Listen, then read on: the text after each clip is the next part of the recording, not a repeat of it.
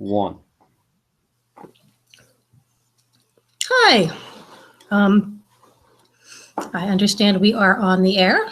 I'm Diane Emerald Bronowicz Egelhoff, and today I will be talking about crafting rituals that work, and we will also be talking about what it means for a ritual to work. Do we have people out there? Okay. I can't hear you through the computer. Nick, should I be able to do that? Yeah. Okay. So we'll chill a little bit till some people come on. The link is out there, I take it? Yep. Okay, okay.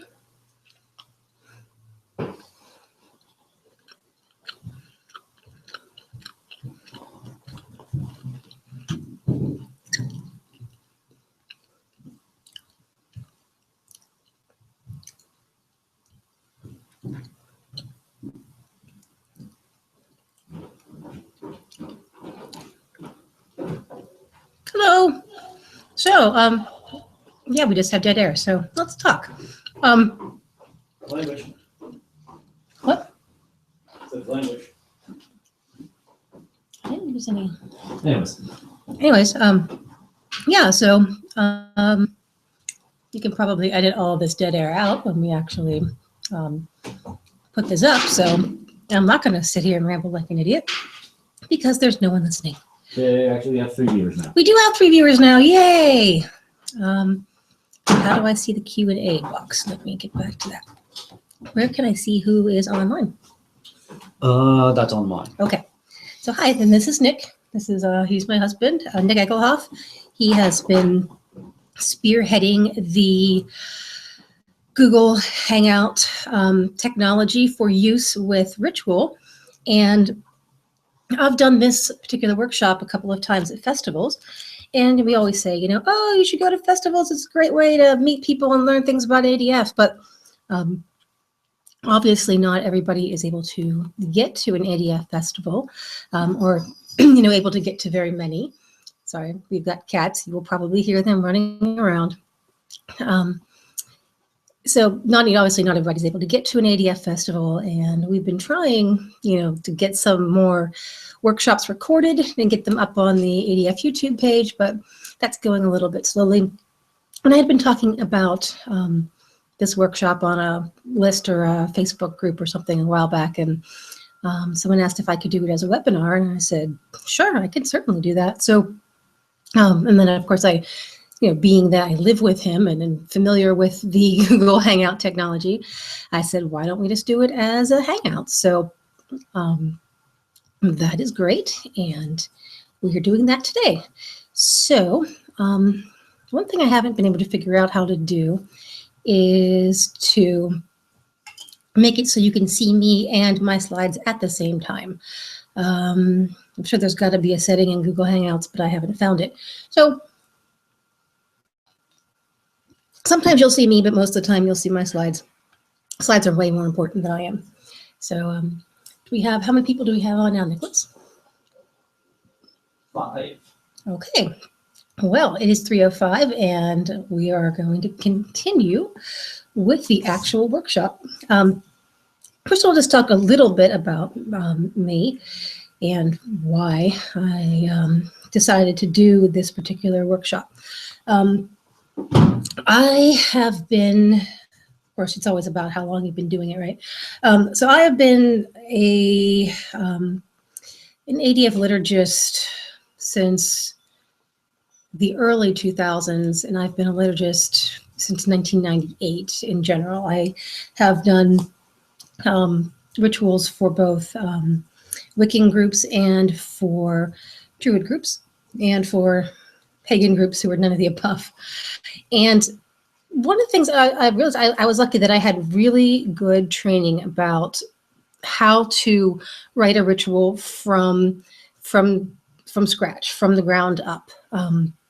My grove, which at the time was led by Eric Canali, or Eric of Pittsburgh as we know him better, and Diane Parr, were very much encouraging of new members to learn how to write their own rituals and lead rituals. And it was just, and coming from a background of a theater background, I really took to it pretty easily, because as we'll see as we get a little bit deeper into this workshop, that plays and rituals share a similar structure. Just like a good essay also shares a similar structure, and there's no accident for that. So I took to it pretty well and was taught how to look at the ADF liturgy specifically in a way that breaks it down, so it's not just this kind of overwhelming and scary series of steps that you have to do, but it's an actual symmetrical 5-tiered thing that what you do in the beginning is mirrored by what you do at the end, and you're building up toward the top, and then you're coming back down with your energy. So it's when you think about it in a broader way, it actually makes a whole lot more sense. I also learned how to just some practical planning tips about how to organize your notes, or where to actually start when you're looking at a ritual, especially even if you're working with a ritual that's already written, but you might want to modify it some for your own purposes.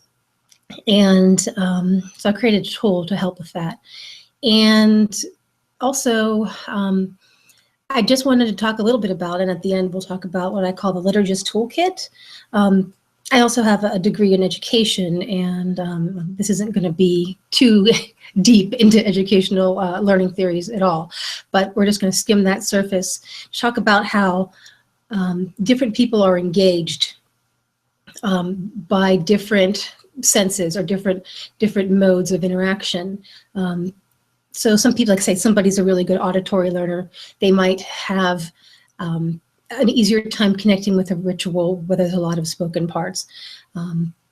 If somebody's essentially visual, if it's going to be all talking, it's not going to engage them. So I'm going to talk a little bit about how to engage. You're not going to be able to engage all the people all the time in the ideal way for them, but you can definitely engage as many people as you can most of the time in the ideal way for them. So just try to think out of the box a little bit and think about some of the tools that we have at our disposal to create really effective rituals and create rituals that work. Does anybody have any questions right now? Anything that they were hoping to specifically learn while during the workshop? Questions to the Q&A app, which should be, let me look here. There should be something on the opening screen and all. Let me just pull it over and show it on screen. Yeah, I've got my little box so I can see where, if they were to do it. Good. Here, there should be a little, if you're looking at that entry screen, there should be a little tab for Q&A there. That should allow you to talk, as far as I know. Talk or just type questions? Can we do both? Type questions. Okay. Cool. Because we could have just done this as a recorded thing and then put it out into the ether, but I was very much in favor of being able to have this be somewhat interactive, because I think that's obviously a better way for people to learn and for us to be able to really cover a little more ground. So in terms of how long this might take, I think when I've taught this at festivals, it's gone an hour and a half, depending on questions. So, it'll take what it takes. And if you've got to leave, we'll have it recorded and you can see the rest of it later. So, all right, well, I'm going to get over to the slides at this point. Let's see here, Alt-Tab. We'd have to go back and actually share my screen. Hold on one sec. Screen share. Oh, wait, what's this? Let's see what this does. Oh, that did something not good. Whoa. Let's not do that. Okay, let's just go with what we know will work. Okay, here we are. So now we're sharing the screen. So now we have our beautiful slides. But I can't see the questions if anybody has questions. Yeah, okay, so Nick will let me know if you guys have questions. again, this is the first one of these we've done, so we're working out the the technical issues. So anyway, so crafting rituals at work. This is actually a picture of a Tolkien blessing rite that my grove, Sassafras Grove, did. It was written by Maria Stoy. It was one of our more out there rituals, but it was effective. It did work, and so I like that as a little reminder of things outside the box can work if you use the ritual structure and if you use the tried and true techniques. So first of all, I want to get right to the heart of what do we mean by work? What does it mean when a ritual works? How do we know? Well, there are different things that obviously will mean what a ritual, that will show us if a ritual has worked. However, here's a few that I have come up with. One is that the ritual was emotionally moving, spiritually satisfying for the participants. So you felt something and you got something out of it spiritually. You felt like you had an experience there. Energetic. It doesn't need to be all, flash and dancing and, hoodoo the whole time. It may not be the kind of ritual you're even interested in, but even a more solemn and straightforward and simple ritual should create some energy or some spiritual juice, as Ian would say. It's focused. You know what the ritual is about. You have your goal, you state your goal, you accomplish your goal. It's not all over the map trying to do everything for everyone, but it's focused. Again, you accomplish your stated goals. And again, it's very important to state those goals in the beginning. And it engages all participants. Especially in an ADF, right, or a larger public ritual of any kind, we're not going to be able to have like everyone talking all the time. It's going to be a little more presentation style a lot of the times, but that doesn't mean that you can't engage all participants. Even if you got people sitting in pews, you can make them engaged. It just depends on what sort of tools you use and what your goals are. Does anybody have any other ideas about what it means for a ritual to work?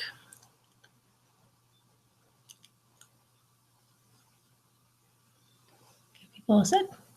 All right. Well, if you do, we can circle back to that.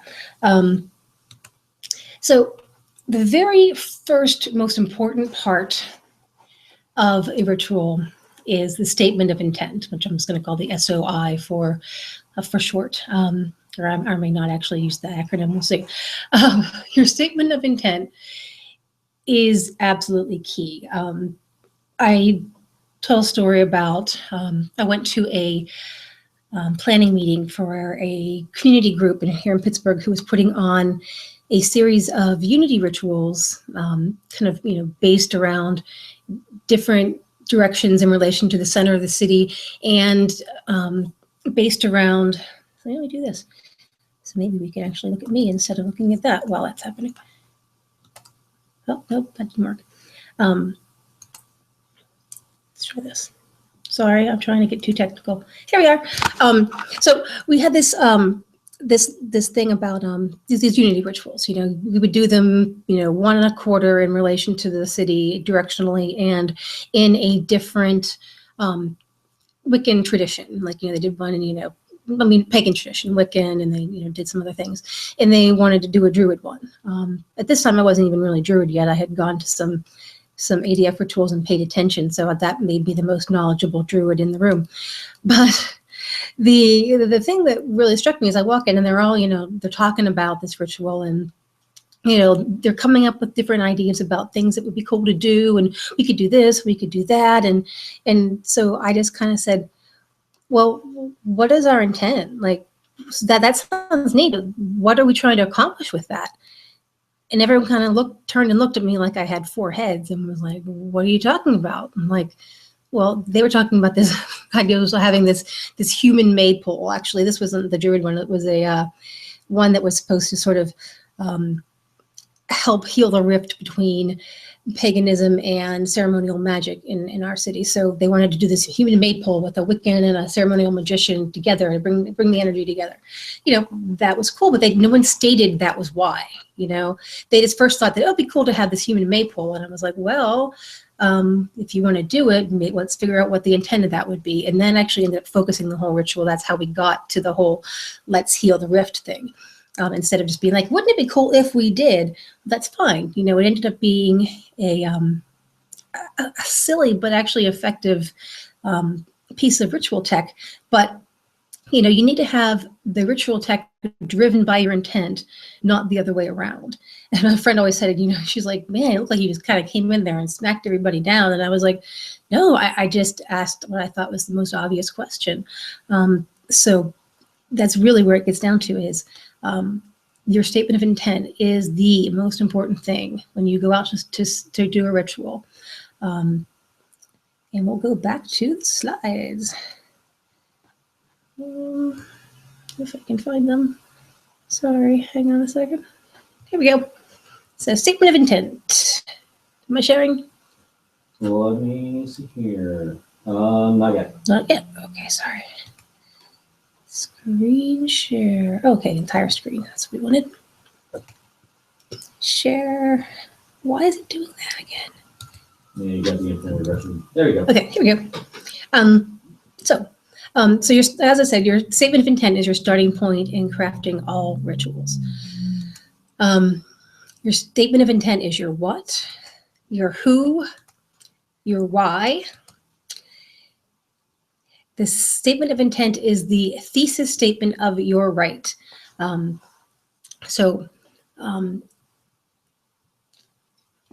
statement of intent is going to tell you, you know, what it is you're trying to accomplish in your ritual.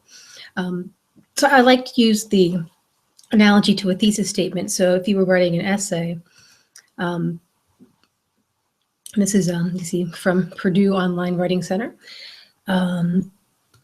Your thesis statement should be specific. It should cover only what you will discuss in your paper and should be supported with specific evidence.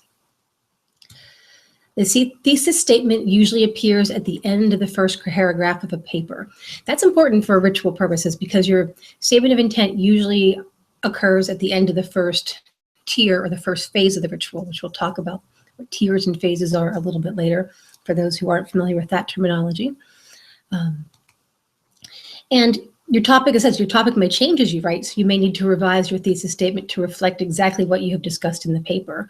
So, you know, you may start out with a statement of intent for a ritual, and as you're working on it, it might, you know, it might grow, it might change. You need to go back and then, you know, hone your thesis statement to make sure, your statement of intent to make sure that it is actually now reflective of what it is you're really doing in the ritual. And that's going to also help you stay focused. So again, you should be specific. It should be at the end of the first phase of the ritual, and make sure you revise it as your work changes and grows. So here's an example of a thesis statement or a statement of intent that I wrote for a ritual we did here at Sassafras. It was just a blessing rite, which is essentially a non-high day public ritual. Today we gather to honor the kindred in a Hellenic way in celebration of Sassafras Grove's past and future commitment to a multi-hearth culture way of work. We bring special honor to the Olympians, the highest of all, and seek their unique blessings. So again, we've got the who. We are working with the Olympians and the kindred. How are we doing that? We're doing that in a Hellenic way, and we are bringing special honor to the Olympians and seeking their unique blessings. And why are we doing this? We're doing this in commitment to Sassafras Grove's past and future commitment to a multi-hearth culture way of work, and we're also there to ask the blessings of the Olympians to continue to grow our go-see with them. So, bam, nice, straight to the point. So everything about the ritual should then harken back to this goal, the stated intent for the ritual. Are there any questions at this juncture? No. Okay. Onward. So ritual structure, as Aristotle said in the Poetics, a whole is what has a beginning and middle and end. Hide that. So, like I said earlier, I come from a theater background, and the 5-act structure that we see in plays that was advocated by Aristotle and was later advocated by other playwrights is actually very reflective of the, as I said, the 5-tier, the 5-phase structure of a ritual. And I want to talk a little bit about that because, again, it helps us to inform how do we approach a ritual in the same way. The 5-act structure. So the Roman poet Horace, in his Ars Poetica, further divided the play into 5 parts. So a play should not be shorter or longer than 5 acts. So, and then if you think about it, 5, it's my favorite number because for a lot of reasons, but it's a very symmetrical number. You've got 2 on either side and 1 in the middle, nice and symmetrical. The Renaissance playwrights took up this 5-act structure. So think Shakespeare. If you think of a Shakespearean play, they are all 5 acts in structure. And then the German playwright and novelist Gustav Freytag wrote Die Technik des Drama in 1863, which is considered to be the definitive work on the 5-act structure. And from Freytag, we get what's called Freytag's pyramid. Now, trust me, this does relate very directly to a ritual, ADF or otherwise. And looking at Freytag's pyramid is a really good way to look at a ritual and its structure and its energy. So this is Freytag's pyramid. You've got the exposition, the rise. Whoa. Uh-oh, let's go back. There we go. So we have the exposition, the rising action, the climax, the falling action, and the denouement. So again, this is a really good way to look at a play, but I also think it's a really good way to look at a ritual because rituals like plays have that same kind of symmetry. So the way I think about it is that rituals are more than a collection of linear steps. Rituals, they begin, they build, they climax, they wind down, and they end. Just like Freytag's pyramid shows, we have the same thing going on in a ritual. Why did I do that? What happens in the beginning of a ritual is undone at the end. So, we start out a ritual by, honoring the Earth Mother and possibly, calling for bardic inspiration and doing purification, treating with the outdwellers, using your statement of intent, recreating the cosmos, all the things you do. What if you invoke gods, you ask them politely and thank them and, say goodbye at the end. What you do in the beginning is mirrored at the end. It's all symmetrical that way. And like in a play, the participants in a ritual are changed by the experience. So, one of the things I do when I'm leading a ritual is at the end, I have people just stop for a minute and think about, how they've been changed by the experience. Because if they haven't been changed by the experience, then nothing happened. There's been nothing, it didn't work. It just didn't work. So, so here we go. Here we have the core order of ritual for the high days. Oh, sorry, we have a question? No, just a comment. Great catch. She says, I assume in regards to the 5-tier structure that she knows about that. They call it Story Mountain at the school she works in. So the official name. Oh, cool. Story Mountain. Yeah, that's very cool. I like that. Exactly. That's exactly what it is. So here we have our beloved core order of ADF ritual for the high days, the 18 steps. And we have this nice little list of 18 steps that you have to do. Now, I don't know about you, but looking at these 18 steps, especially for somebody who is really new to writing a ritual, this can be pretty daunting. It's just, you have to, I know a lot of people have tried, mnemonics and different things to try to, remember the order of these different steps. And like I said, a ritual is not just a linear collection of steps. But when we look at the ADF ritual in this way, that's what it's telling us it is. And I really don't think that that's the easiest way or the most effective way to look at a ritual, especially when you're trying to plan it. And this is what I suggest we do instead. This is the 5-tier model of ADF liturgy. This is by Eric of Pittsburgh, an ADF priest and the founder of Sassafras Grove. This is how I learned how to plan ritual. The words tiers just come right out of my mouth very easily because this is how I was trained. But I think it's extremely useful. So instead of having this just straight into this line of step after step, this 5-tier model, it mirrors Freytag's pyramid, showing us that ritual. We can see now the structure of the ritual. We can see the beginning, the rising action, the climax, the falling action, and the denouement.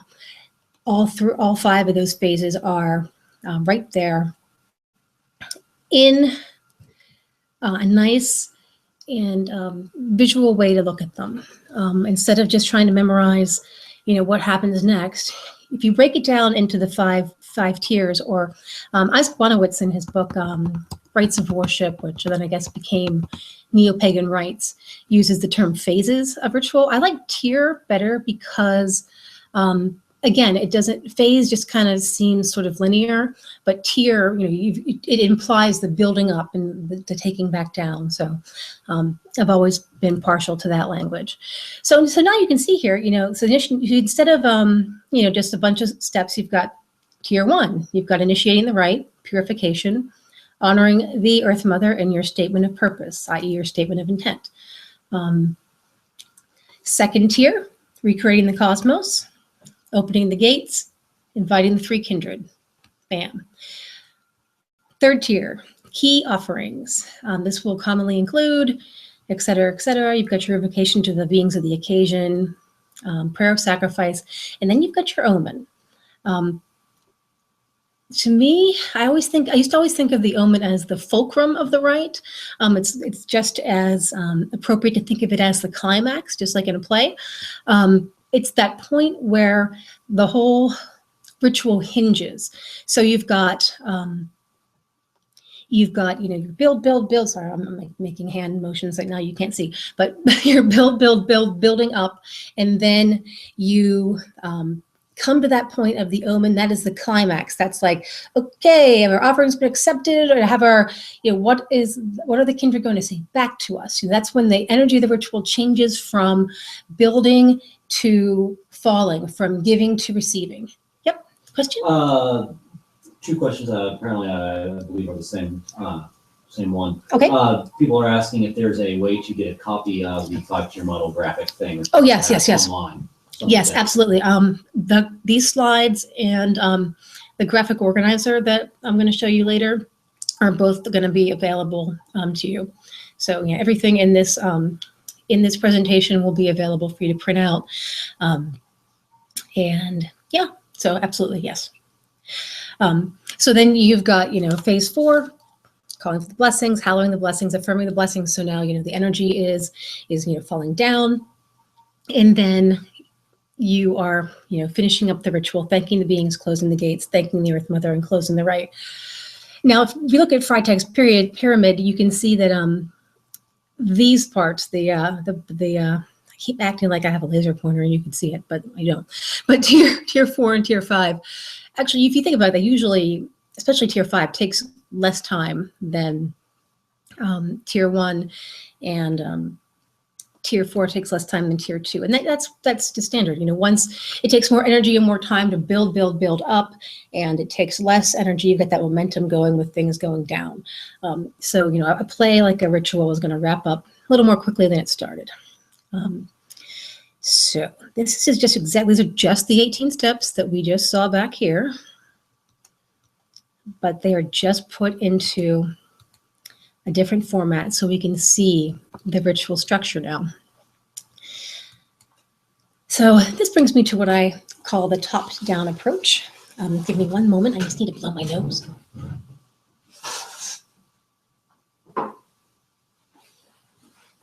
So when I was taught to write rituals, it wasn't called the top-down approach, but it's what I like to call it.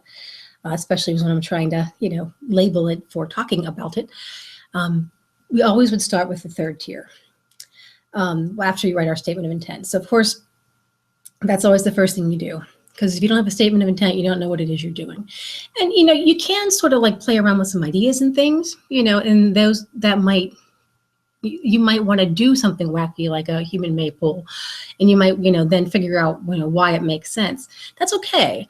But if you never get to the part of writing your statement of intent, then your ritual is just going to be a mess. So that's always got to be something that's right there at the beginning. And then using your statement of intent as your guide, you're going to craft the third tier, aka the top tier of your ritual.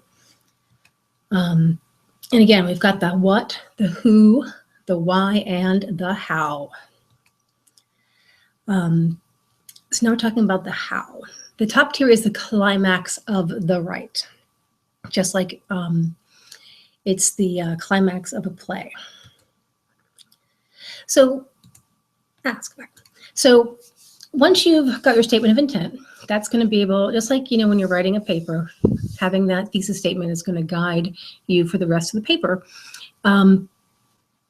Using this top-down approach, starting with the third tier, is going to help you then fill out the rest of the ritual.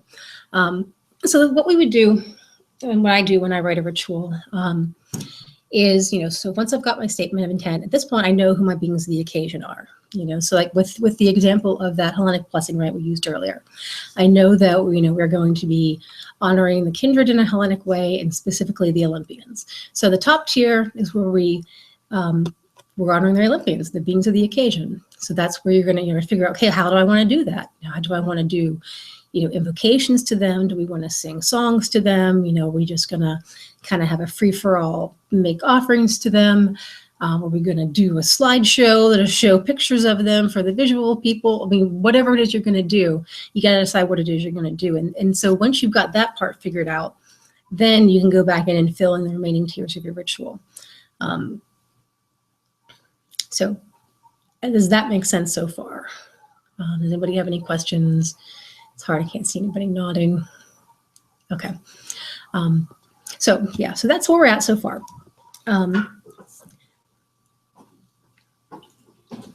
So instead of, when you sit down to write your ritual, instead of, starting at that, number one step in the ritual and trying to figure out, all right, so, this is how we're going to, treat with the outsiders. This is how we're going to purify. Don't get bogged down in those details yet. That stuff comes later. The top tier is the most important, that's the meat of your rite. That's the main gig. So if you start there, then you can kind of go back and fill everything in. Once you've got your top tier, you got your statement of intent, you got your top tier, ritual then pretty much writes itself. So I want to move on to what I like to call a liturgist toolkit.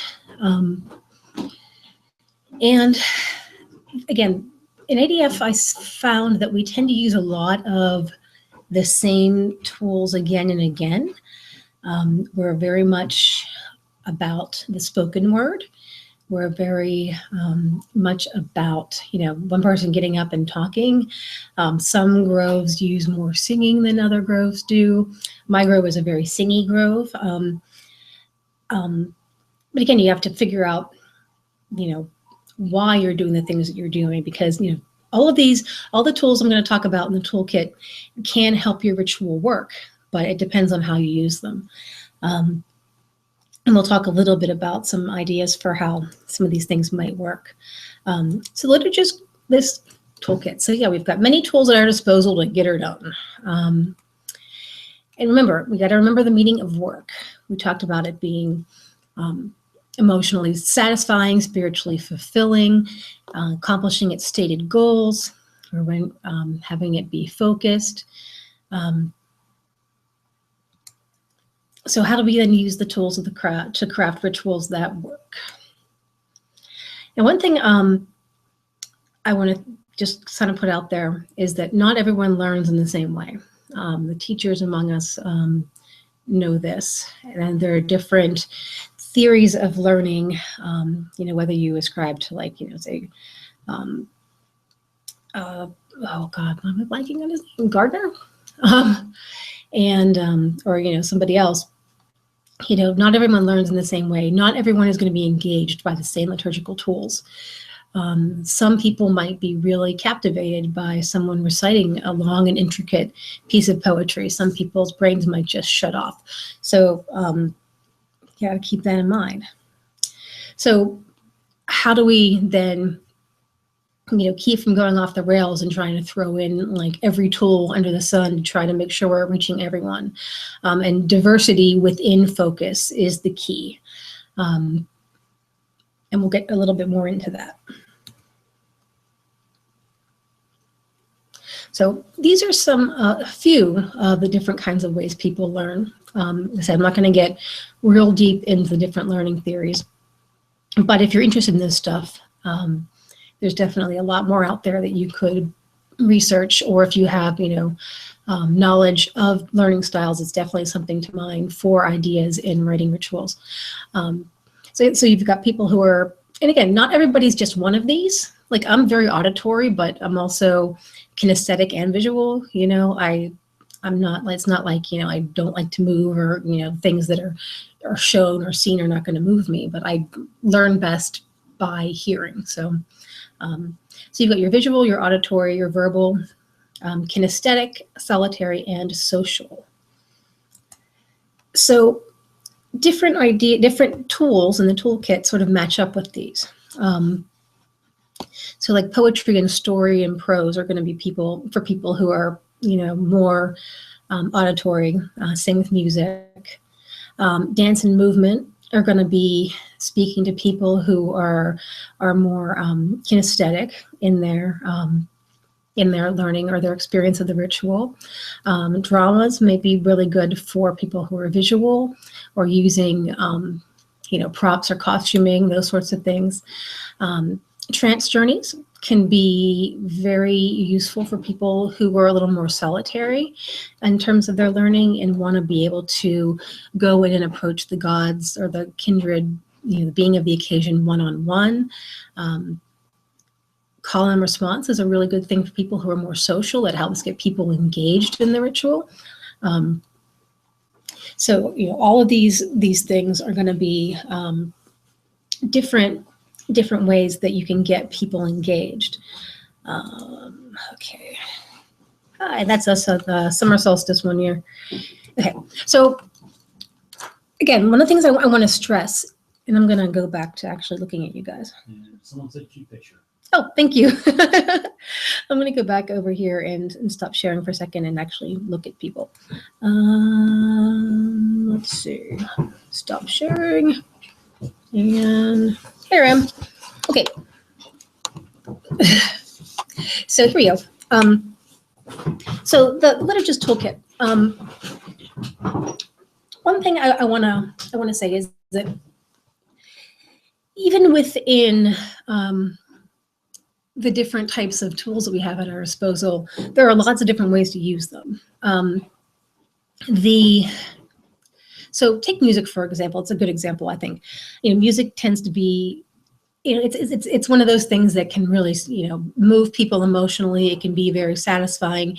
It's a way, especially if you're singing songs together, it's a way to get, everyone involved and engaged in the ritual. If you are doing It, like say, as a gateway opening or an invocation, it's a really good way to raise some good energy and get some juice going. But it's not always going to be, having the whole congregation singing together isn't the only way to use music in a ritual. There is, you might want to use music, maybe say recorded music, or if you're lucky enough to have, some live musicians play during specific parts of a ritual to sort of set a mood or set a tone. I did a ritual last year for Samhain where we had people go on a journey to the underworld. It started out as a trance journey, and then once we got there, then people physically went and hey babe, can you quiet that? Thank you.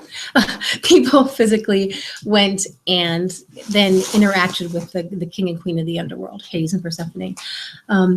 It could have been really kind of boring if all we had is just silence during that. So I found recorded music, without any lyrics that set that tone for the ritual. If you're, a lot of people recreate the cosmos. I know that, like say, Ian's Portal song is really popular. We use that a lot in our grove. Again, that's a way to be able to recreate the cosmos. That's a big magical act. You need to have a lot of juice for that. So singing that song is a good way to get everybody's energy into the mix in a focused way. We're all singing the same thing, while the sacrificer, or the officiant is, making the offerings and doing the actual, hoodoo that makes the well become the well, and the fire become the fire, and the tree become the tree, or what have you. Another way to use music in a ritual that I think is really effective is just to have one person singing. I know a lot of ADF people kind of get hung up on, all of our music should be simple and easy to sing, and everybody should be able to sing along, and because not everybody sings, and not every grove is a singing grove, but you may have one really strong singer in your grove. There can be times when having one person sing something is totally appropriate. One example I like to use is at our one of our spring equinox rites we tend to use. We don't do the same ritual every year, but it's one of our sort of standards that we often do. We have a part where when you come up to get the blessing, the water's blessing, you go one at a time, and you get a bulb, and you get a little peat pot, and you get some soil, and that's been blessed, and then you get the waters that have been blessed, and then they bless you with the water. So it's this little, everybody comes up and does their thing. If we tried to have everybody singing during that, that would be kind of a mess, because people are standing and they're moving and they're doing things. Not everyone might know the lyrics. You can't have people with song sheets trying to get that done. So we have one person in our grove sing a really beautiful song that really speaks to the magic and the mystery of the reborn earth that we're tapping into, and that we're literally getting the blessings of during this part in the rite. So she sings, and so people are able to, contemplate the lyrics that she's singing, and it magnifies their experience with actually receiving these symbols and receiving the blessings. It helps them open themselves up to the blessings instead of them trying to figure out what it is they're supposed to be singing. So that's a way to use a solitary singer or a solitary musician to deepen the experience of receiving the blessings in a ritual. Pardon me a second. Dance and movement, I think, is one that's really underused in ADF ritual. I know some people are doing some good things with it, but I still think it's underused. I actually have a whole workshop on that. So is that graphic organizer available online for us, and is it okay for us to use it?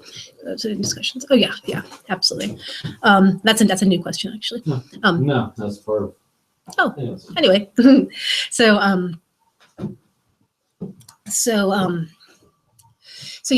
movement. One of the things I've found, there's two different ways that I have found to use say dance in a ritual.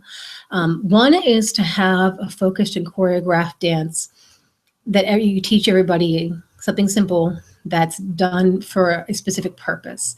One of the ones, again, going back to our that same spring equinox ritual, we do this final offering to the Earth Mother, who is our being of the occasion. We sing a song and we do a dance, a little circle dance. Some of you might know it's the Abby Spinner chant, "Oh Ma Ma Ma," but we changed the lyrics a little to make it a little more specific to what we're doing. And it's a very simple choreography that pretty much anybody can do. And then we also have options for people who, literally just can't dance, because not everybody has that physicality. So, so if you're able to dance, you are taught the simple steps, you sing the songs, the song along with it, or if you can't sing or don't want to sing, you don't have to, but we're all doing it together and we're raising energy as our final offering. For those who, can't or don't want to dance, they are either drumming or they are, singing. So everybody's in some way adding their energy to this final offering. So that's a way to, get everybody moving and using the great potential that dance has to raise energy. And really in ancient times, to dance for the gods as an offering, it's just part of what you did. It's a really, so many people sing or, tell poems or stories in honor of the kindred and rituals. Dancing is another thing that you can do to honor them. You can also dance to receive the blessings. And sometimes that works, like I've used this effectively in a ritual to Dionysus that we've done. So at this point, everyone is dancing. We've got a song that we're singing together, a chant, very simple chant we're chanting together. It doesn't have a whole lot of words and it's got some breaks in it, so you're not going to be huffing and puffing and like not being able to keep singing the whole time. But in that particular instance, I started out with a very simple choreography just to give people something to do, because a lot of times people feel like we just say, okay, and now we dance. It's like people's kind of like, oh, what the hell do I do? I feel like an idiot. So I started out giving them a very simple choreography, but sort of letting it go from there. And that actually worked out beautifully because, again, people felt like they had something to do, but were given the freedom to then, once, because the whole point was to like break down the barriers between human and divine, and this idea of, dance as a way to commune with the god. And it was all these high ideas. And, but if you can't get people to actually dance, then it's not going to work. So I gave them this very simple choreography that they could do together with a very simple chant that wasn't going to make them breathless. And then it built. I mean, people just kind of went nuts. And really just, we worked up to that, Dionysiac frenzy that you're hoping for when you do a Dionysus ritual. So again, that was a way to dance to receive the blessings. We've also done dance as sort of like a show or focal piece. We've had a Beltane ritual once. We had a couple belly dancers come, and after we made our big elaborate invocation to Flora as our one of our beings of the occasion, we had people come and do a very short, dance piece in honor of the goddess as like sort of a preliminary offering. And that was just, people loved that. It was beautiful. It added to the energy of the rite, the beauty of the rite. It fit in there beautifully. And then later on, we had our maypole dance where everyone's dancing together and receiving the blessings. So, there are definitely times where it's appropriate to have a soloist doing their thing, or to have, something structured that everyone does together. And it's also, sometimes appropriate to sort of let people just do their thing. But, I've found with dance, it's better to give them something to do, at least to start with, instead of just being like, now dance, and them not knowing what they should do. Some of the other tools in the toolkit, I just want to talk about some of those a little bit more, some more ideas. Storytelling.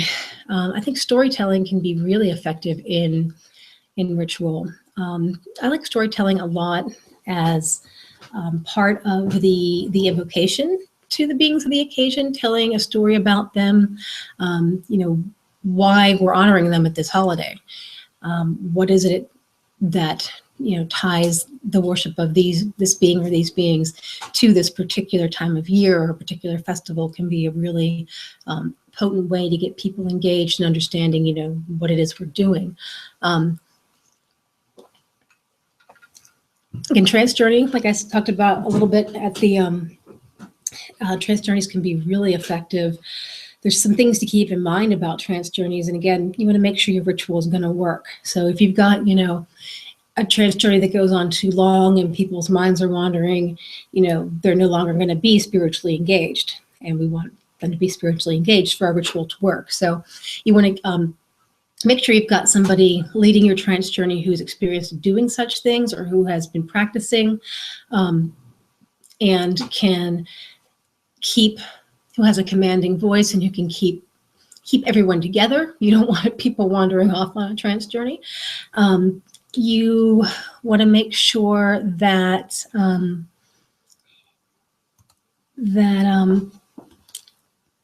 it's like anything else. It's got a beginning, a middle, and an end. You don't want to just keep sort of wandering around, being lost in the mist. We had that happen one time in a ritual, and again, if it goes on too long and it's too unfocused, people are going to get lost. Either lost from the actual journey, which you don't want to ever have happen in a public rite, or just disengaged as in lost. Pardon me. So you want to make sure that it's not going to go on forever, that it's got a point. Again, it's not like, oh, wouldn't it be cool if we had a trance journey to the underworld as part of our ritual? That would be cool.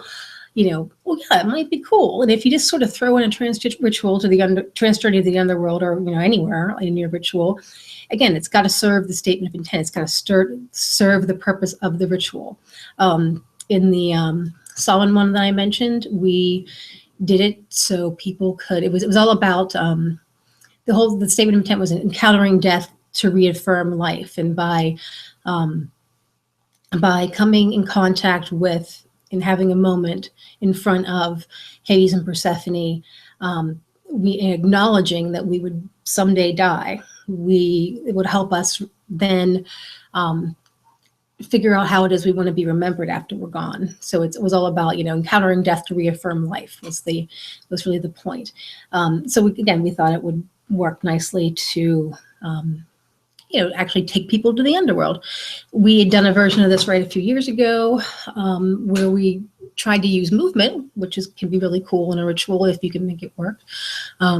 We had everybody actually blindfolded and then led on an actual journey outside, and then they ended up face to face with a priest and priestess, embodying Hades and Persephone right there, outside with a fire and a skull, and it was all very cool. It also took way too long, and we lost a lot of people's attention along the way. And it was also somewhat dangerous, and it was just something that just didn't. It sounded really cool in theory, but then it didn't work out that great. It wasn't horrible, but it could have gone better. And so when we did this ritual again, we decided to change that part to a trance journey for a lot, to kind of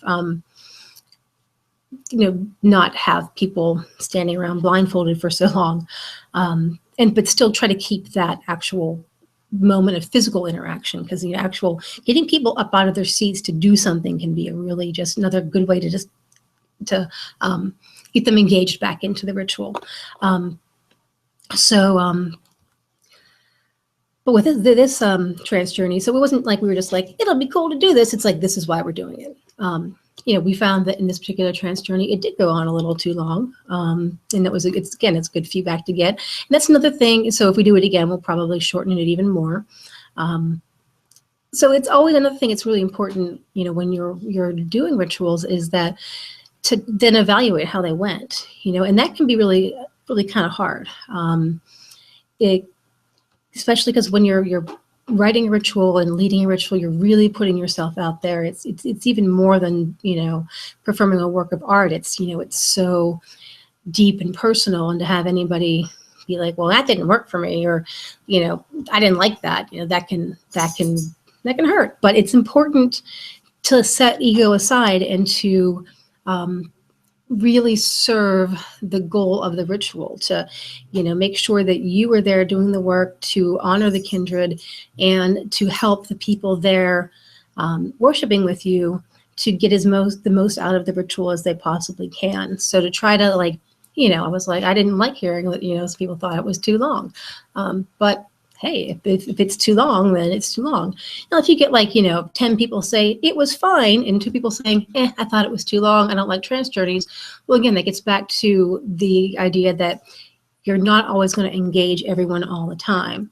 So, maybe it's not a good idea. If you got some people in your community or your grove who aren't big on trance journeys to begin with, it's probably not a tool you should use every single ritual. But it's one you can pull out now and again to use, because it can be effective for a good number of your people. So again, diversity within focus is important. And also, not throwing the whole kitchen sink of tools into one ritual either. It's like, wouldn't it be cool to do, a trance journey to open the gateway, and then we're gonna, sing a couple of songs, and then we're gonna dance, and then we're all gonna one at a time go up and get an omen from the seer, and then you gotta make sure that, again, stay focused and make sure that all the things that you're gonna do in one ritual are really truly serving the needs of the ritual and making it work. But there are definitely ways that you can use these things. Again, we don't. My grove uses dance to great effect now and again. We don't dance all the time, but when we do it, we do it in ways that are very effective. Sometimes we sing too much. Sometimes it's not. Maybe you don't want to just sing just for the sake of singing. We want to sing to, invoke a deity, or to honor the gods, or to honor the kindred, or whatever. You don't, or to set a mood. You don't always need to sing every part of the ritual, but it's important to keep in mind, because again, some people are going to be really happy about singing, and some people aren't. Some people are going to be like me, that one of the reasons I joined the Grove was because it's like my Catholic church. The only part I ever liked about Catholic church was singing, and now we're singing, so this works for me. But it's not always going to work for everyone. So just make sure that so talking about what worked and what didn't work, getting back to that, can really help enhance your rituals. That it's not about criticism, it's about feedback. And again, in knowing your audience, if you've got a grove of, people who are not very mobile, doing a lot of dance isn't going to really be serving them. But doing some, hand motions, or, making some mudras, or doing, things like this that they could do, could actually, add a lot to a ritual, instead of just having them sing or talk or listen. So there are things that, ways you can get people a little more engaged, and still make sure that you're meeting their needs, and meeting their limitations as well. And that's another thing to think about. Like I said earlier about the dance we do at the spring equinox. If not everyone's able to do that physically, so you've got options for people, to make sure that they can still be engaged and they're still part of the work, without being left out. You never want to be like, well, if you can't go on this, can't do this choreography, then well, you're not going to be able to be part of the offering. Or if you can't walk on this this path, on this physical journey to the underworld, then you're not going to get the blessings. I mean, there needs to be ways to accommodate everyone's needs. And if you're creative, you definitely can find effective ways to do that. So pretty much getting to the end of my prepared stuff. Is there any questions or comments at this point? Not seeing anything new. Okay. So one thing I do want to show you. So we've got, let's go back to the slides here a second. Let me screen share. Hold up. Screen share. PowerPoint. Share. Here we go. All right. So yeah, so here are some of these Tools in the toolkit. Oh yeah, one other thing I wanted to mention about this whole solitary and social. Again, like some people like to dance together with other people. You know, that's a very social activity. When you do, you can still use dance for people who aren't very social, who are more about a solitary experience, giving them the loosely choreographed dance that then breaks down into individual experience. Can be a way to reach solitary people, people who are a little more introverted. Don't always force your introverts to have people look at them. So yeah, this is just a picture of us on summer solstice up on a hill that Eric has always called the Tor. And this is another thing in your toolkit, actually, if you think about it, using your terrain, using timing of your rituals.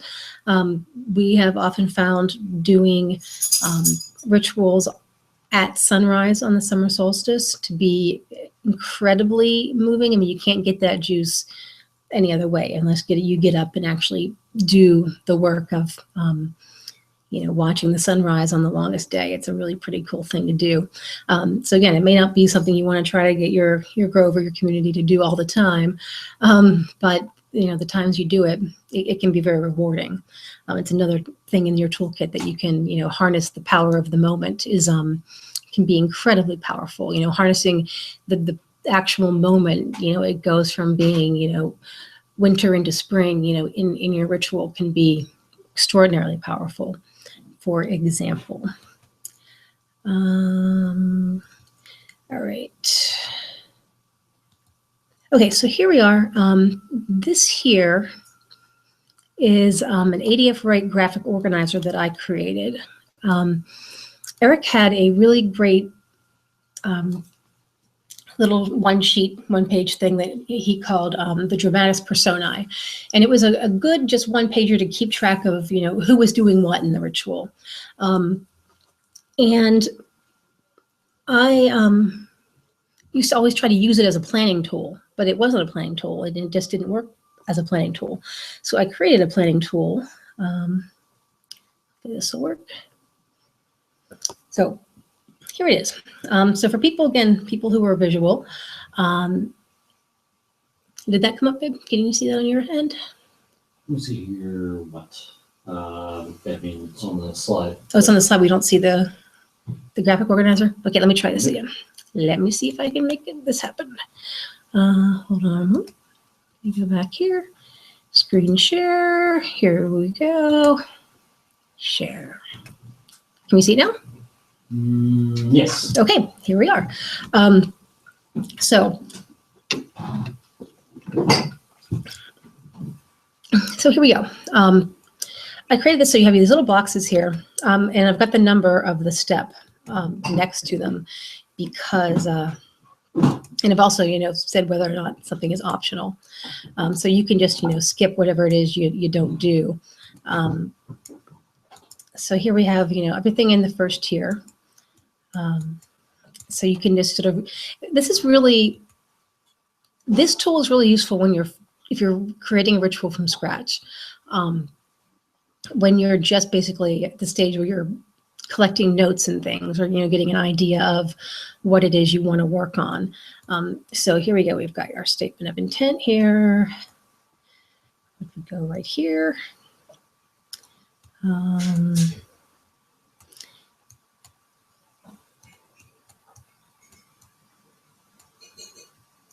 So you've got a little block, and it's got all the different things that you need in your ritual. So after I would write in my statement of intent, I would go to this page here, tier 3. And again, the first thing is, who are your beings of occasion? You got that right there. Invocation, your praise offerings, any sort of seasonal customs or working you might be doing, your prayer of sacrifice, and your omen. That's your top tier. So once you get all that filled in, then you can go back and start filling in, the rest of the things that you need. So this is just a good way to sort of visually keep track of what it is you're working on. Because I think sometimes, like if you're starting from, like in Sassafras, we also have, I'm sure a lot of other groves have the same thing, just a standard ritual template that you can start from, which is, it's a Word document, and it's got, the actual, you fill it in and it becomes an actual written out ritual. But sometimes starting with that can be a little, again, it can get confusing, and it doesn't always just show it as clearly as something like this does. So this is the graphic organizer, and this will be made available to y'all as well. And then we've got tier 5. So yeah, so especially if you've got, your the 5-tier graphic that I showed you earlier that Eric had created, and then having this thing with it can help you see exactly what it is you've got going on, and then you can fill in the different pieces as you plan. So yeah, so some people have found this useful. I've found it useful when I, write a ritual, especially from scratch. So I wanted to make sure you all had a copy of that. I'm not sure. I wondered if I don't know if you're going to be able to click on that. Let me do this. First, let's do this. I will put the link to this right here in the Q&A. And when you get to a pause point, the pause point, there's a couple questions in the Q&A. Oh, there is? Yeah. Okay. I can read them off to you. Oh, I can see them right here. Okay. Let me, how do I? Sharon said, both from Dancing Lights Grove. Yeah, I can see them. Hello, Canucks. Hi, Canucks. First of all, how do I put this in? Can I copy and paste this link into here, or should I? What's the best way? We can put it in the event thing, can't we? Yeah. Or, okay. Yeah, or on Facebook or whatever. Okay, we'll make sure we get you the links to the graphic organizer and to the and I'm sure we can put the links into the description of the YouTube video once it gets backed up. Absolutely. So hello, Chris. It says you mentioned using a dance to get people up and moving, to get them out of our seats. Our Grove rights are stand if you are able. Do you feel that this keeps people more engaged? You mean standing as opposed to sitting?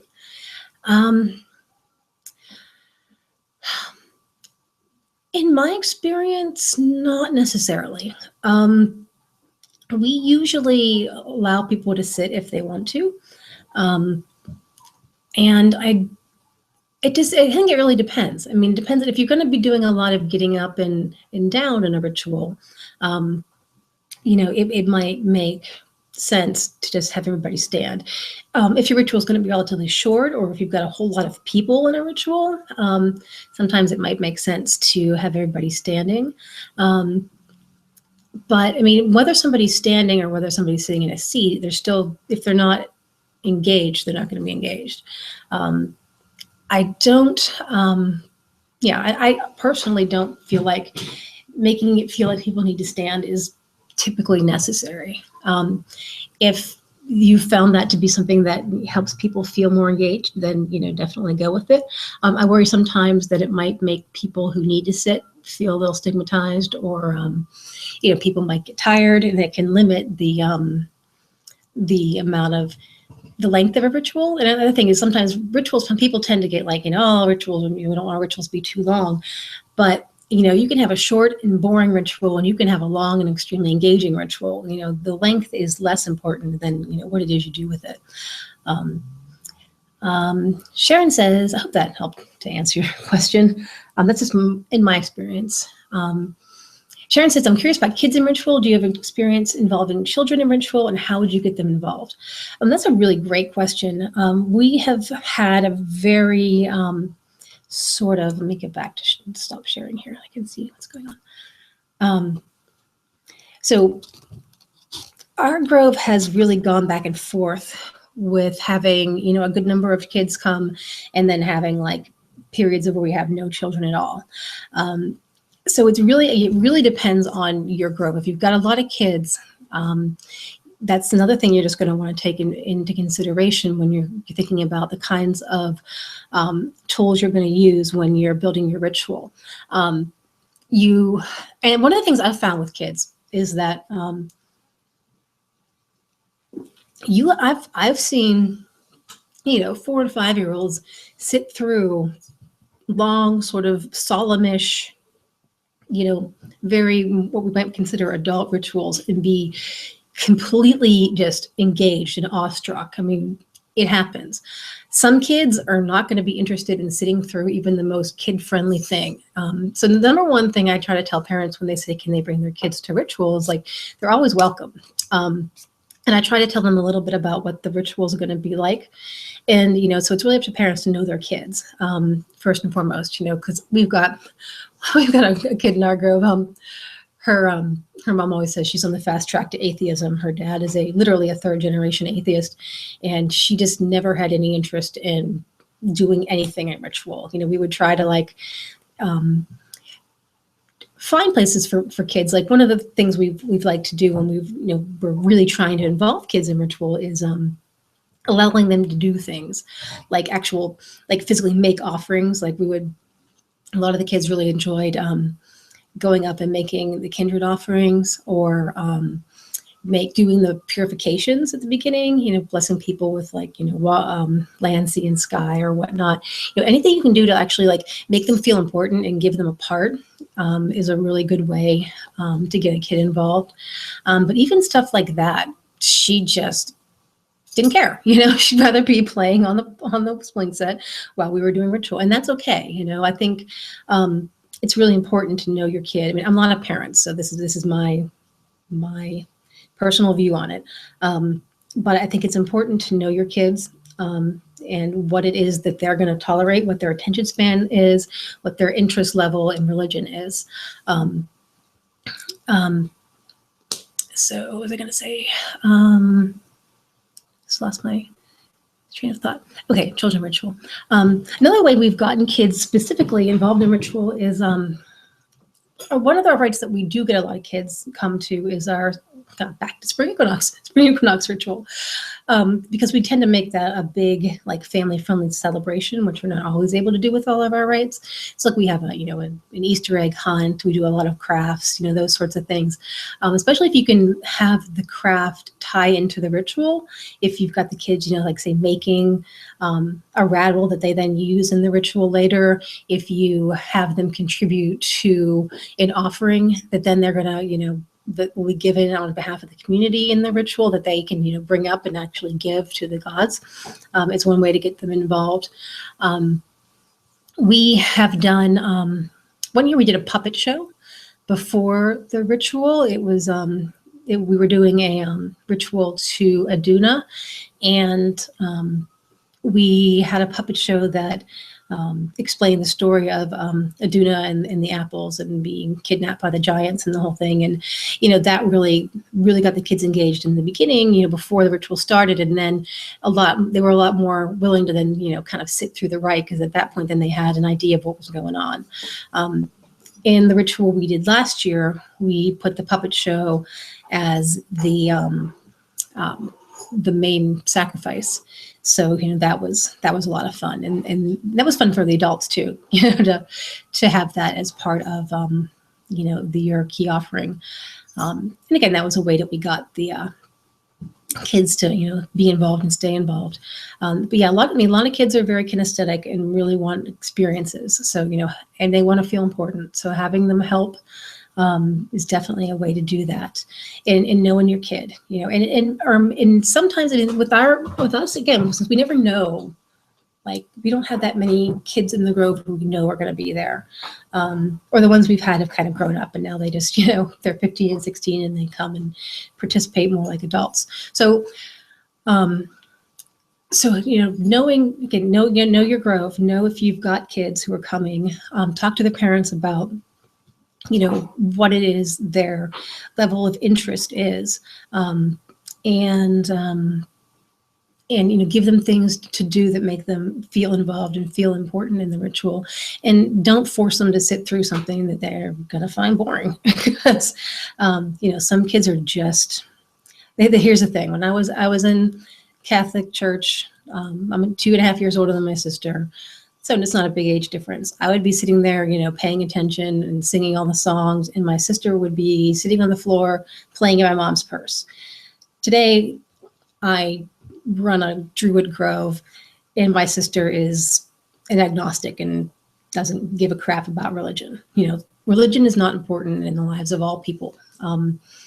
But if, so that's, again, that's my soapbox. If you know your kid, know what it is they will tolerate and what they want to do. Because like I said, I've seen kids sit through is really kind of the bad way to put it. It would be enraptured and totally engaged in a very more adult style ritual. It just really depends on your kid. Okay, so our grove has multiple people who are mobility challenged, including me. Consequently, we specifically invite them to bring a folding chair. Yeah, that's a good thing. We usually do the same thing. Depends on where we have our rites. Sometimes our rituals are at like county park buildings where we are inside with chairs and things. Sometimes we rent space from the Quakers, and they have a nice neutral room for us to do our ritual in. And, sometimes it sort of devolves into this like pew sort of situation, which we don't love, but more often than in something like that, it just probably wouldn't be very comfortable for people to stand. But when we do our big Beltane ritual, a lot of times people stand and sometimes people bring chairs. I mean, it really depends on people's comfort level. So whatever works for you guys, whatever works for your grove. I think I said this, the biggest thing to keep in mind is to not, let anybody feel like they should stand. And if they can't, they're not fully participating, which doesn't sound like any of you guys would be doing. Are there any other questions? Did some of my stuff about kids make any sense at all, or was it helpful at all? Does anybody have some suggestions about how you've gotten children engaged in rituals? Because again, that's one of the things that I'm always really curious to learn about. Like I said, because our grove is just, sometimes we have kids and sometimes we don't. And we want to make sure that the children are always welcome and that, they're as kid friendly as they can be. But I also think that it's perfectly okay for sometimes to do a very adult, deep ritual that may not be appropriate for kids. We've done some rituals that, like something like rites of Eleusis or something like that, where it really might not be appropriate for kids. It might be a little too intense and scary. Again, some of the kids I've met in the pagan community would probably be totally into it, but again, some kids may not really be that down with it. And I don't think it's, it depends on your grove. Like if you've got a grove where you've got kids who come every single time, and if you want to do like a deep adult spiritual experience, it might be something that you do in addition to your high day.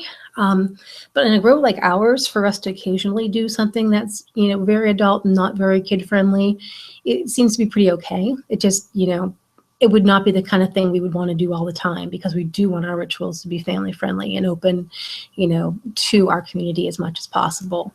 So again, doing something like that on occasion might be okay. And just make sure you let people know that this one's not going to be the most family friendly. But really, I think, again, the key is talking to the parents, explaining what it's going to be. And again, they know their kids best and whether or not they're going to want to be involved. Is there anything else anybody can think of?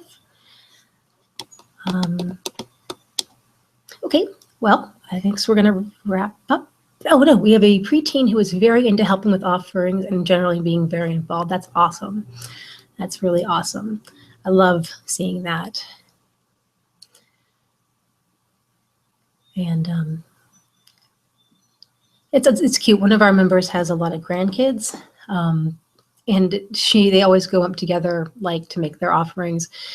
And all the kids are like holding their flowers and their stuff, and they all do it together, and it's always really, really adorable. So that's great. Yeah, I think it's kind of hard just being such a small religion, we don't have like the resources to, put on any sort of like Sunday school curriculum or anything like that, at least not in our grove. Again, we don't have the demand for it in our grove.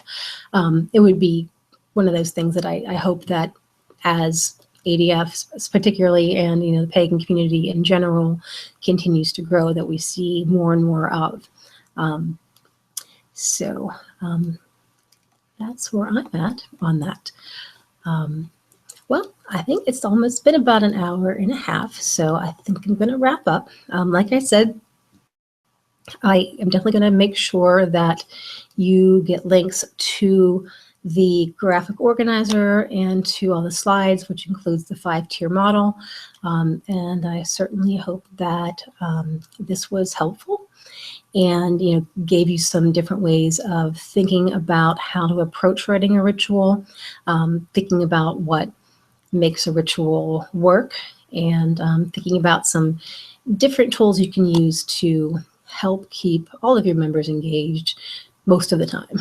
So thank you so very much for being here and for your questions and for your attention.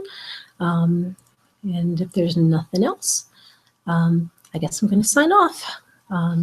And I want to thank, wait. Oh, I saw something that I didn't see before. I once tried to get my protogrove to sing while we danced the maypole, and it was totally didn't work. It was too chaotic. I wish we had one person singing as we danced and said, yes, that is a really good point.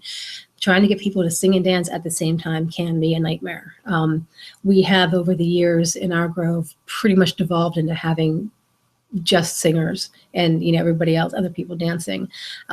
And that's something we definitely keep in mind. That can really work. It might also be a time where you might want to use recorded music. Some people shy away from recorded music in pagan ritual. I feel like it has its place. Just depends on how and when you use it. But yeah, trying to get people to sing and dance at the same time can be really rough. So keep that in mind, especially when you're choreographing something, and if you do expect people to sing while they're doing it, make sure it's something that is not going to make them and leave them breathless. And just make sure that I'm not missing anything else. Oh, yeah, something I would like. This is Bright Eyes. Breach Daughter says, something I would like to put forward is making sure that the location for the ritual is fully accessible for those who are mobility impaired. Scope out the site. Absolutely, that's extraordinarily important.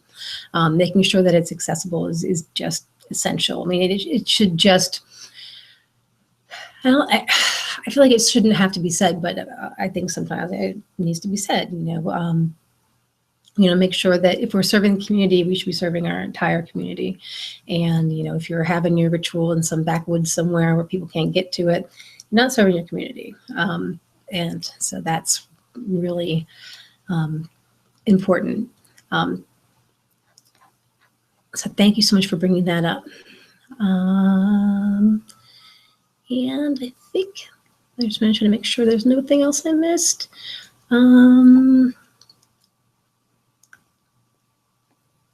Okay, I think I've got everything now. Okay, great. So thank you, everybody. So yeah, thank you. And hopefully I will be seeing some of you at some upcoming festivals. I'll be at Trillium and Wellspring. I still haven't completely rolled out Three Rivers, but we'll see. Yeah, so everybody have a pleasant afternoon. Thank you so much. Signing off.